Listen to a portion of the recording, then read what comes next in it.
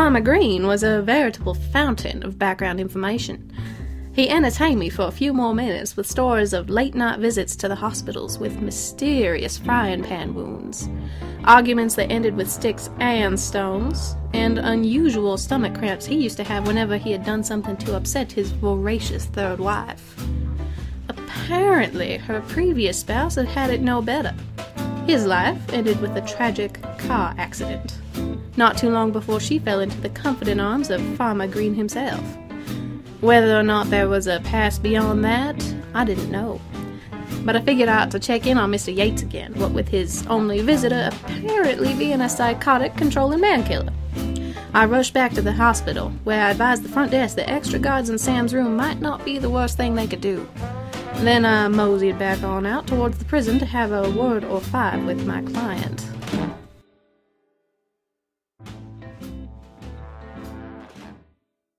Detective, you're not wearing a disguise today. Hi there, Sugar Britches. Miss me? Sugar Britches? Good news. Turns out you have a real powerful alibi for last night. I do? What? Well, look straight ahead and squint a little bit. You lied to the police? Well, not as far as you know. You were 3 sheets to an ill wind when I dumped you off, Cap. But I'm fairly certain I'm not wrapping a noose around my own neck by stretching the truth of last night's festivities too far. Wait, now you're certain?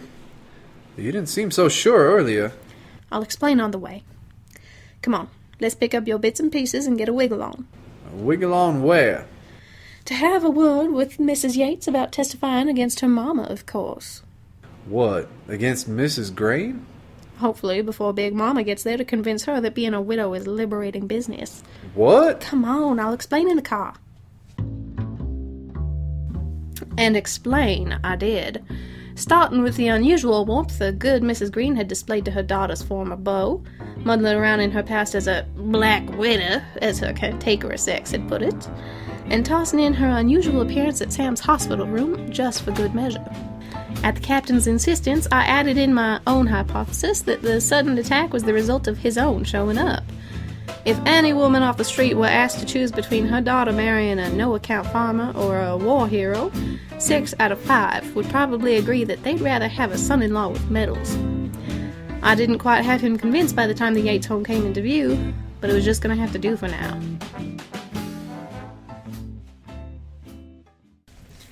Now remember, handsome, just leave the talking to me.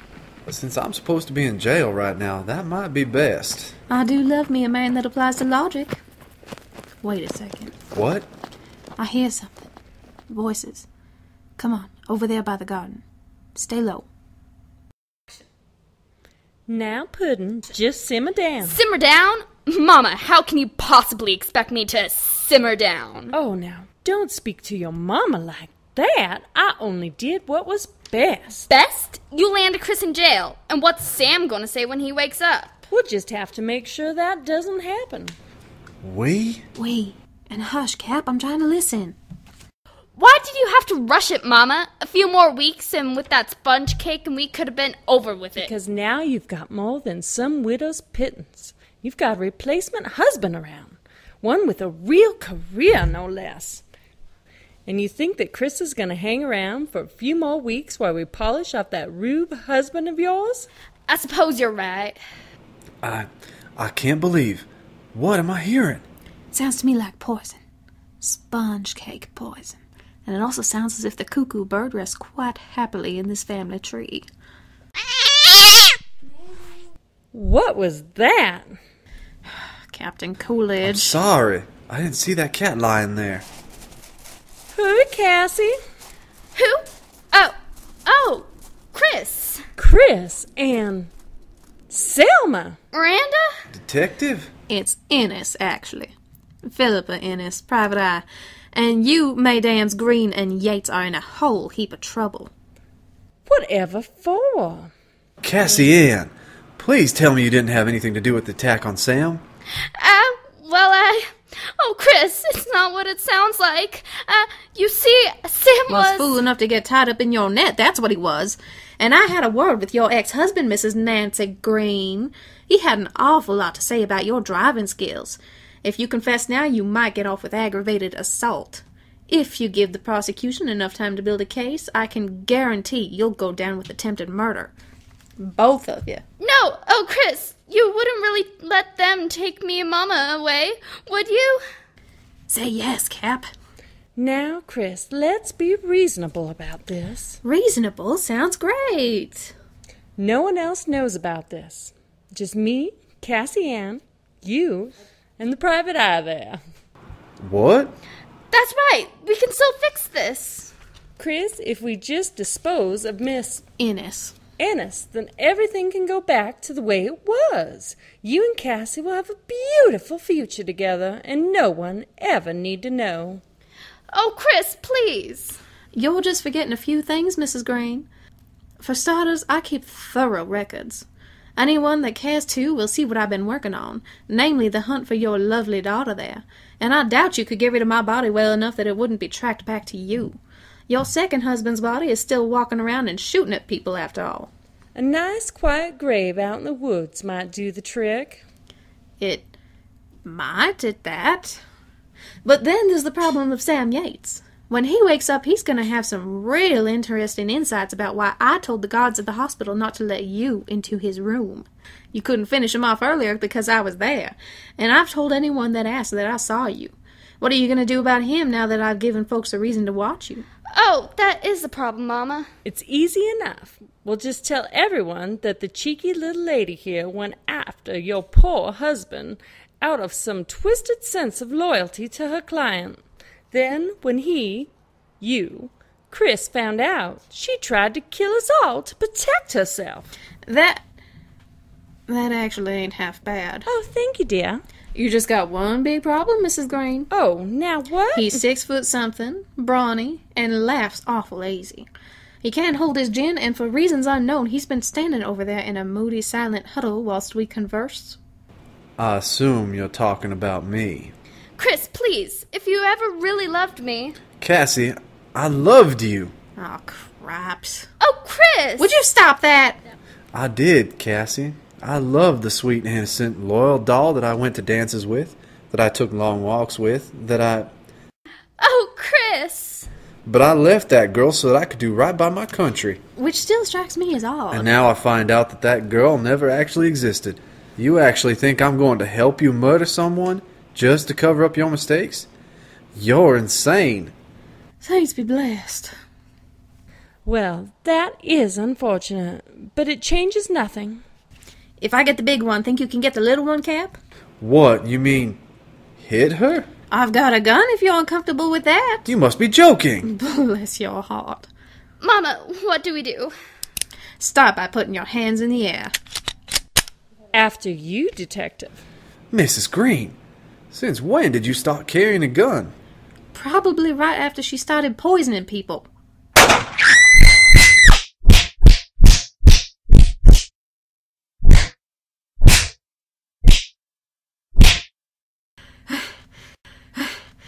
And that's enough of that. Cap, hold on to the little miss while I put the cuffs on Big Mama here. Mama! Oh, Mama! You horrible woman! You knocked her out cold! She tried to give me a lead pill. That makes it completely fair. I'm sorry about this, Cassie. Quit apologizing and hold her while I get the cuffs out, Cap. The mother-daughter circus show was escorted down to the station, where the combined effect of my testimony, the decorated war hero's testimony, and the guilt they had heaped around themselves was enough to get the wheels rolling on a solid case against them. The fact that Samuel Yates woke up a few days later asking questions like, "Where am I?" and "Will I ever walk again?" and "Why did Nancy run over me in that truck?" didn't help the ladies all that much. The levels of arsenic found in the sponge cake certainly didn't make the halos they were trying to hang around their own heads any brighter either. Sam did walk again, and as a special kindness, I set a particularly talented attorney onto his civil case. And with that, there was little else left to do in the case of past regrets. The girl had been found, and the bits and bobs of trouble that followed were all wrapped up and packaged in steel bars. Well, maybe there was one or two things left to do.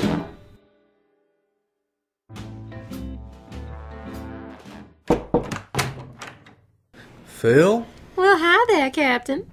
Didn't think I'd be seeing you again after the bill was settled and all. Yes, well, I figured you earned every penny. I usually do. So what can I do for you today, Cap? You ain't got any other exes hiding in the woodwork, have you? No, nothing like that. Well, something's been bothering me. Well, I wouldn't so much if you wouldn't keep coming back. Would I? No, that's not what I meant. I've just been thinking about that time at Sam's house. Mrs. Green and Mrs. Yates wanted me to turn on you. And run away with them into the off-color sunset. Yep. Well, most people in your place would have taken off running. And screaming. Most likely. So why didn't you? How did you know I wasn't going to? Move into the funny farm? I suppose so. Easy enough, handsome. You explained it yourself when you turned down the offer. You were carrying a torch for a girl that apparently didn't exist. And you'd even taken off on that girl for the sake of doing what you thought was right. You weren't going to turn around and toss off everything that defined who you were to be with a complete stranger wearing a familiar mask. And besides, you left too easy and too nice to be a cold-blooded killer. I see. I suppose that makes enough sense. Plenty of things make sense if you don't get sentimental, Cap.